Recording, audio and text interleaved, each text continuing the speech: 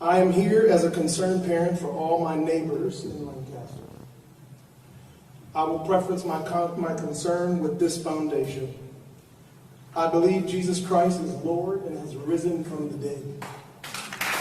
He has authority in heaven and earth and is Lord of all. And because he is Lord of all, he is risen from the dead.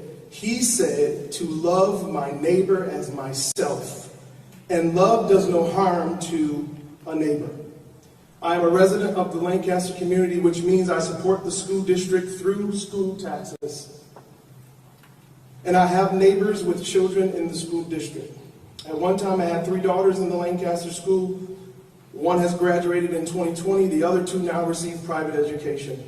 And the reason they receive private education and do not attend Lancaster public schools is because of the harmful, inconsistent, unsustainable agenda that is being normalized and weaved into the school activities and curriculum.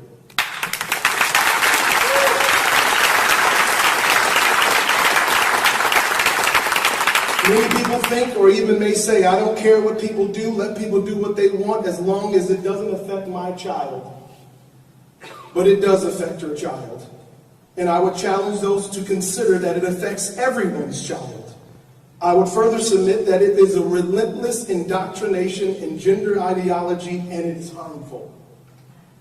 For example, for good reason, we don't allow 5th graders to be 11th graders simply because they want to, feel like it, or believe they are 11th graders. We also don't encourage or suggest people participate in a day to recognize prejudice, lying, stealing. Pride cannot be an exception. Pride has always been a bad idea.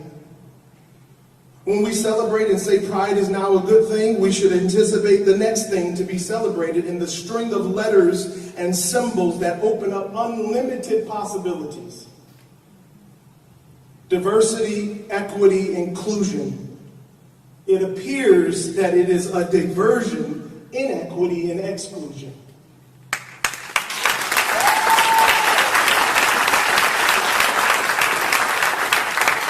There's no neutrality here, and to be clear, there is religion being pushed here.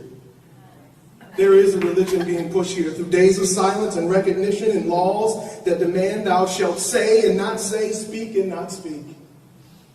Tonight, I will speak up for my children and your children alike, because you are my neighbors. Bullying is bullying, whether it comes from the students, faculty, the school board, or even parents. Just as being shoved into a locker is bullying, being made to look like the unloving, intolerant student is also bullying.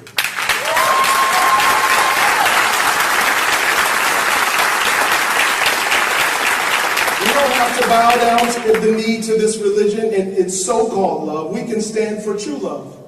We can stand for true love that is clearly fixed, defined, and informed by the truth found in the person and work of Jesus Christ. Love does no wrong to a neighbor. It does not insist on its own way. It is not irritable, resentful. It does not rejoice at wrongdoing, but rejoices with the truth. If we love these children, we must act like it and care for them by speaking objective, unchanging truth. Kids need us as parents as a reality check.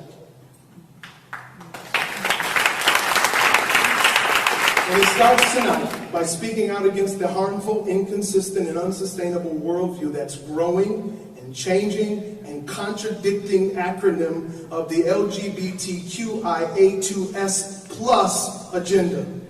If you entertain this agenda to be consistent, you will very soon have to entertain the next agenda that blurs the lines of reality,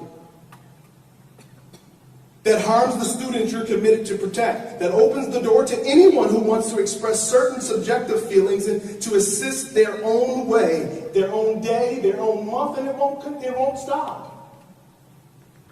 After this, and if this is the reasoning board, this will give license and liberty to some while silencing and shackling others who oppose, object, and question to the contrary.